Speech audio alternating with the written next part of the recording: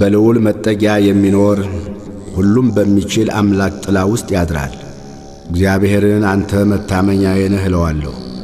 አምላኬና መሸሸጊያዬ ነው፣ በእርሱም እታመናለሁ። እርሱ ከአዳኝ ወጥመድ ከሚያስደነግጥም ነገር ያድንሃልና።